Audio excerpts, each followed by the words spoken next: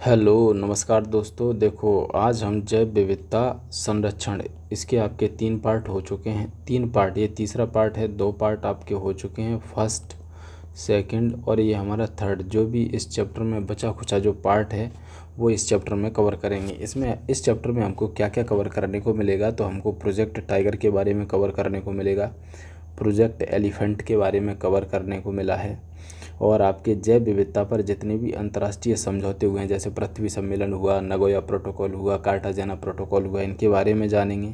वहीं आपके भारत सरकार ने आपके जैव विविधता से संबंधित कौन कौन से कानून बनाए हैं, इनके बारे में भी जानेंगे। वहीं आपके भारत के अंदर ऐसे कौन कौन से महत्वपूर्ण संस्थान हैं जिन्हें हम जैसे BSI कहते हैं या ZSI कहते हैं, ठीक है, बोटानिकल सर्वे ऑफ इंडिया या फिर जूलॉजिकल सर्वे ऑफ इंडिया, ठीक है। तो इन चीज़ों को हम कवर कर रहे हैं। EVS को हम कवर कर रहे हैं MPTET वर्ग 3 और आपके CTET के लिए, ठीक है। आपको कोई पेड कोर्स लेने की ज़रूरत नहीं है, हम आपको ये फ्री ऑफ कॉस्ट करा रहे हैं और ये नोट्स भी आपको प्रोवाइड करेंगे। अभी लास्ट में ये पूरा तैयार हो जाएगा तब। दूसरी चीज़ मैं अपने बारे में बता दूं, मेरा नाम विक्रम है। मैं आपको MPTET और CTET की तैयारी कर रहा हूँ। मैं 2 टाइम्स MPSI क्वालिफाइड हूँ। तो अब चलते हैं हमारे नेक्स्ट स्लाइड पे। देखो, सबसे पहले हम जानते हैं कि भारत में जो विभिन्न संरक्षण परियोजना है, उनमें जो पहली संरक्षण परियोजना है वो है आपके प्रोजेक्ट टाइगर। प्रोजेक्ट टाइगर के बारे में आपको बता दूं कि जो प्रोजेक्ट टाइगर की शुरुआत है वो किसने करी थी, आपके कैलाश सांखला ने की थी। और ये कहाँ के रहने वाले थे, राजस्थान के जोधपुर के रहने वाले थे। इनके नेतृत्व में, यानी जब इन्होंने ये कॉन्सेप्ट दिया था तब आपके देश की जो प्रधानमंत्री थी वो थी इंदिरा गांधी। तो इंदिरा गांधी ने आपके प्रोजेक्ट टाइगर 1973 कार्यक्रम को आपके चालू कर दिया। किनके नेतृत्व में, कैलाश सांखला के नेतृत्व में। देखो, कैलाश सांखला के नेतृत्व में आपके इस प्रोजेक्ट टाइगर को चालू किया गया। तो इसीलिए भारत में आपके टाइगर मैन ऑफ इंडिया किसे कहा जाता है, कैलाश सांखला को कहा जाता है। वर्तमान में देखा जाए तो पूरे भारत में आपके 58 टाइगर रिजर्व हैं। जो 58वां जो टाइगर रिजर्व है वो कौन सा बना है, वो है मध्य प्रदेश का आपके माधव राष्ट्रीय उद्यान बना है, जो कि आपके मध्य प्रदेश के शिवपुरी ज़िले में है। और आपको ये बता ही चुका हूँ कि कैलाश सांखला को आपके टाइगर मैन ऑफ इंडिया कहा जाता है। अब देखते हैं कि क्षेत्रफल की दृष्टि से भारत के अंदर कौन सा सबसे बड़ा टाइगर रिजर्व है। तो वो कौन सा है, आपके नागार्जुन सागर श्रीशैलम टाइगर रिजर्व, जो कि आपके आंध्र प्रदेश में है। ये भी सवाल आपसे पूछा जा सकता है। वहीं आपके नेक्स्ट देखते हैं कि क्षेत्रफल की दृष्टि से भारत का सबसे छोटा टाइगर रिजर्व कौन सा है। तो वो है आपके बोर टाइगर रिजर्व, जो कि आपके महाराष्ट्र में है। विश्व का सबसे ऊंचाई पर स्थित टाइगर रिजर्व कौन सा है, तो वो है आपके नामदफा टाइगर रिजर्व है, जो कि अरुणाचल प्रदेश में मिलेगा। अब विश्व टाइगर डे कब मनाते हैं, तो 29 जुलाई को मनाते हैं। ये भी आप ध्यान रखिए, ये भी आपसे पूछा जाएगा। नेक्स्ट आपके बाघों की जो नवीन जनगणना हुई है भारत में 2025 में, इसके अनुसार देखा जाए तो भारत में टोटल जो बाघों की संख्या वो है आपके 3682, जो कि लगभग विश्व की आबादी का 70 से 75% भारत में ही पाया जाता है। मध्य प्रदेश में देखा जाए तो टोटल आपके इतने बाघों में से आपके कितने 785 बाघ तो मध्य प्रदेश में ही हैं। कर्नाटक में आपके दूसरे नंबर पर हैं 563, और आपके उत्तराखंड में आपके 560 बाघ देखे गए हैं। मध्य प्रदेश में इतने आपके बाघ पाए जाने के कारण मध्य प्रदेश को आपके टाइगर स्टेट के नाम से भी जाना जाता है। अब एक सवाल ये बनता है कि मध्य प्रदेश में कितने टाइगर रिजर्व हैं, तो आपको ध्यान रखना है मध्य प्रदेश में आपके 9 टाइगर रिजर्व हैं। तो ये आपको पता होना चाहिए, ठीक है। ये आपके मैप से टाइगर सबसे ज़्यादा आपके मध्य प्रदेश में 785, कर्नाटक में 563 और उत्तराखंड में आपके 560। भारत के अंदर टोटल टाइगर रिजर्व हैं आपके 58, और 58वां बना है मध्य प्रदेश का माधव राष्ट्रीय उद्यान, जो कि आपके शिवपुरी ज़िले में है। अब देखो, टाइगर रिजर्व के बारे में हमने पूरा पढ़ लिया। अब नेक्स्ट देखते हैं आपके प्रोजेक्ट एलिफेंट, यानी जिस प्रकार हम टाइगर को संरक्षित करने के लिए प्रोजेक्ट चलाते हैं, उसी प्रकार से हाथी को संरक्षित करने के लिए 1991-92 में केंद्र सरकार ने आपके प्रोजेक्ट टाइगर की शुरुआत करी थी। हमारे भारत में 2025 की गणना के अनुसार देखें तो हाथियों की संख्या 22,446 संख्या है। और 2010 में सरकार द्वारा आपके राष्ट्रीय विरासत पशु भी घोषित किया था, किसको, हाथी को।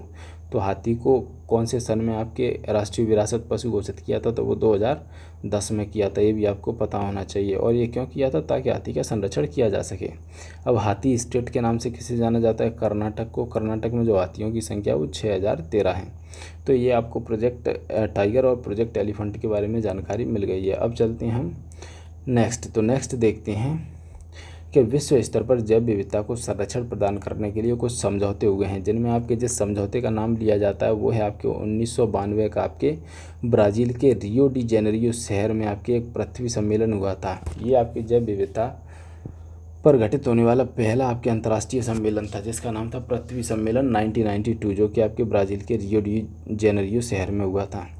यह प्रथम वैश्विक समझौता था जिसमें आपके जैव विविधता से संबंधित सभी पक्षों को शामिल किया गया था। इसमें आपके टोटल देखा जाए तो 196 पक्षकार देश थे, 168 हस्ताक्षरकर्ता देश थे, और भारत भी इसका कैसा था, पक्षकार देश था। लेकिन आपको बता दें कि भारत ने इस समझौते पर अभी तक हस्ताक्षर नहीं किए हैं। तो आपसे जो सवाल पूछा जाएगा वो यही पूछा जाएगा कि पृथ्वी सम्मेलन कब हुआ था। 1992 में रियो डी जेनेरियो सम्मेलन का संबंध किससे, तो पृथ्वी सम्मेलन से है।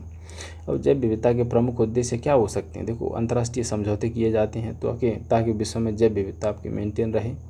ठीक है, तो अब नेक्स्ट देखते हैं कि जैव विविधता से संबंधित दो अन्य महत्वपूर्ण सम्मेलन और हैं, जिनका नाम है, एक का है नगोया प्रोटोकॉल और दूसरे का है आपके कार्टाजेना प्रोटोकॉल। कार्टाजेना जो प्रोटोकॉल है, ये कार्टाजेना जो शहर है वो आपके कोलंबिया में मिलेगा, वहीं आपके जो नगोया जो शहर है वो आपके जापान में मिलेगा। इनका सन भी ध्यान रखें कि नगोया प्रोटोकॉल कब हुआ, 2010 में, वहीं कार्टाजेना प्रोटोकॉल कब हुआ, 2002 में। दूसरा सवाल ये पूछा जाएगा कि नगोया प्रोटोकॉल का संबंध किससे है, तो आपको लगाना है कि जैव विविधता से संबंधित है। उसी प्रकार से कार्टाजेना प्रोटोकॉल का संबंध किससे है, तो आपको लगाना है जैव विविधता से संबंधित है। आपको एक चीज़ और पता होना चाहिए कि विश्व जैव विविधता दिवस कब मनाते हैं, आपके 22 मई को मनाते हैं। अब नेक्स्ट देखते हैं कि भारत में भी जैव विविधता को संरक्षित करने के लिए कुछ प्रयास किए गए हैं, जिनमें आपके इन अधिनियमों की आपको डेट याद रखनी है, जैसे सन याद रखनी है। जैसे आपके पहला प्रयास था वन्य जीव संरक्षण अधिनियम 1972। इसी की धारा आपके 35 के तहत राज्य सरकार नेशनल पार्क बनाती है, और इसी की धारा 26 के तहत आपके वन्य जीव अभ्यारण्य बनाती है, कौन, राज्य सरकार। तो आपको ये ध्यान रखना है, वन्य जीव संरक्षण अधिनियम 1972 जो जैव विविधता संरक्षित करने के लिए भारत सरकार लाई थी। वहीं आपके वनों को संरक्षित करने के लिए आपके वन संरक्षण अधिनियम 1980 में आया था। जैव विविधता अधिनियम कब आया था, 2002 में आया था।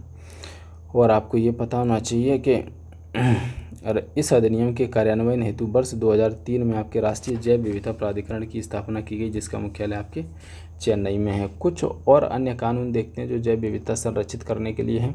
तो देखो ये आया था आपके पशुओं के प्रति क्रूरता निवारण अधिनियम, जो कि आपके 1960 में आया था। दूसरा आया था पर्यावरण संरक्षण अधिनियम 1986 में। तीसरा जैविक विविधता अधिनियम 2002 संशोधन किया गया 2023 में। वहीं आपके वन्य जीव संरक्षण अधिनियम 1972 ये हम शुरू में ही कर चुके हैं। वन संरक्षण अधिनियम 1980 इसको भी हम कर चुके हैं। एक ये इसको ध्यान रखिए, खाद्य सुरक्षा एवं मानदंड अधिनियम, जो मिलावट का सामान वगैरह मिला देते हैं खाने पाने की चीज़ों में, तो इसको संरक्षित करने के लिए आपके 2006 में आपके ये अधिनियम आया था। वहीं आपके नेक्स्ट आपके राष्ट्रीय हरित अधिकरण अधिनियम, जो कि 2010 में आया था। इनसे भी आपके सवाल बन जाते हैं। ठीक है, अब जैव विविधता से संबंधित भारत सरकार ने कुछ नीतिगत दस्तावेज तैयार किए हैं, तो जिनमें आपके वन नीति आई थी 1988 में, वन्य जीव संरक्षण नीति आई थी 2002 में, और राष्ट्रीय पर्यावरण नीति कब आई थी, 2006 में। तो इतना आपको पता होना चाहिए। वहीं आपके नेक्स्ट देखते हैं, नेक्स्ट में मिलेगा आपके महत्वपूर्ण संस्थान। तो देखो भारत के अंदर ऐसे महत्वपूर्ण संस्थान हैं जिनमें आपके पहला है आपके, इसको हम क्या बोलेंगे, इसको बोलेंगे भारतीय जीव जंतु कल्याण बोर्ड, यानी जीव जंतुओं के कल्याण के लिए इस बोर्ड की स्थापना की गई। इसकी जो स्थापना है, जो पशु क्रूरता निवारण अधिनियम आया था 1960, इसके अंतर्गत 1962 में इसकी स्थापना की गई थी। किसकी, इसको क्या बोलेंगे हम, ZSI, जूलॉजिक जीव जंतु कल्याण बोर्ड, नहीं ZSI नहीं बोलेंगे, ये जीव जंतुओं के कल्याण के लिए बोर्ड बनाया गया है। ठीक है, पशुओं के प्रति क्रूरता निवारण अधिनियम 1960 में आया था। इसके तहत आपके 1962 में इसकी स्थापना हुई थी। तो मुख्यालय इसका कहाँ मिलेगा, चेन्नई। स्थापना वर्ष क्या, 1962। और इसकी संस्थापक कौन है, तो इसका ध्यान रखिए, रुकमणी अरुंडेल। इसकी संस्थापक कौन है, रुकमणी अरुंडेल। तो 1960 के कानून के अधिनियम के तहत ये 1962 में स्थापित किया गया था। अब देखते हैं भारतीय वनस्पति सर्वेक्षण और भारतीय ये है आपके प्राणी सर्वेक्षण संस्थान। तो भारतीय जो वनस्पति सर्वेक्षण संस्थान यानी BSI यानी बॉटनिकल सर्वे ऑफ इंडिया, ये जो संस्था है ना, ये पादप संसाधनों की पहचान करने के उद्देश्य से भारत सरकार द्वारा कब स्थापित की गई, 1890 में ये स्थापित की गई थी। ये ध्यान रखिए, BSI की स्थापना 1890 में। वहीं आपके ZSI यानी जूलॉजिकल सर्वे ऑफ इंडिया, भारतीय प्राणी सर्वेक्षण संस्थान, ये जंतुओं के सर्वेक्षण करने के लिए, उनका पता लगाने के लिए और उन पर रिसर्च करने के लिए 1916 में आपके ZSI की स्थापना की गई। तो देखो पादपों के लिए BSI जिसकी स्थापना 1890 में की गई थी, ZSI मतलब जंतुओं के लिए जिसकी स्थापना 1916 में की गई थी। वहीं और इन दोनों संस्थाओं का जो मुख्यालय है वो आपके कोलकाता में स्थित है। तो अब देखते हैं आपके नेक्स्ट। तो इसके साथ ही हमारा ये चैप्टर फिनिश होता है। अब इसके कोई भी पार्ट नहीं आएंगे, तीनों पार्ट में ये पूरा कवर हो चुका है। हमने इस चैप्टर में बहुत कुछ सीखा है। शुरू से हम देखते हैं, आपको बताते हैं हमने क्या क्या सीखा है। देखो, इस चैप्टर में हमने जैव विविधता में देखा जैव विविधता के संरक्षण, स्वस्थानीय संरक्षण और आपके वह स्थानीय संरक्षण। धीरे धीरे रिवीजन करते चलो। फिर आपके नेक्स्ट देखते हैं हमने राष्ट्रीय उद्यान एवं अभ्यारण्यों के बारे में जाना। भाई देश के अंदर कितने राष्ट्रीय उद्यान और अभ्यारण्य हैं और कौन से महत्वपूर्ण हैं, कौन सा तैरता हुआ नेशनल पार्क है, ये सब चीज़ें जाना। वहीं नेक्स्ट हमने राष्ट्रीय उद्यान एवं अभ्यारण्यों के बारे में जाना, इनके बारे में कुछ विशेषता, बड़ा छोटा, ये सब चीज़ें जाना। जैव मंडल आरक्षित क्षेत्र जाना जिसके आपके 3 पार्ट थे, CZ, BZ और आपके TZ यानी कोर जोन, बफर जोन और ट्रांजिशन जोन, इसके बारे में भी जाना। वहीं आपके 18 जैव मंडल आरक्षित क्षेत्र हैं, इनके बारे में भी जाना। कौन बड़ा है कौन छोटा, यूनेस्को द्वारा कितनों को मान्यता दी गई है, इनके बारे में भी जाना। संरक्षण आगार के बारे में जाना। पवित्र उपवन के बारे में जाना। वाह्य स्थानीय संरक्षण जिनमें चिड़ियाघर, जीन बैंक, बॉटनिकल गार्डन और बीज बैंक, इनके बारे में भी जाना। जैव विविधता का जो हॉटस्पॉट स्थल हैं भारत के अंदर 4, उनके बारे में भी जाना। विश्व धरोहर स्थल हैं उनके बारे में भी जाना। वहीं आपके जैव विविधता संरक्षण पार्ट 3 में हम चलते हैं, जिनमें हम भारत में विभिन्न संरक्षण परियोजनाएं जो मैंने अभी आपको बता दी है, विश्व स्तर पर जैव विविधता को संरक्षण प्रदान करने के लिए जो समझौते हैं नगोया और कार्टागेना, इनके बारे में भी बता दिया है। भारत में जैव विविधता से संबंधित कानूनी प्रयास कौन कौन से किए गए वो भी बता दिया है। महत्वपूर्ण संस्थान कौन कौन से हैं वो भी बता दिया। ठीक है, तो इसके साथ ही ये वीडियो का करते हैं हम दी एंड। मिलते हैं आपसे नेक्स्ट चैप्टर में।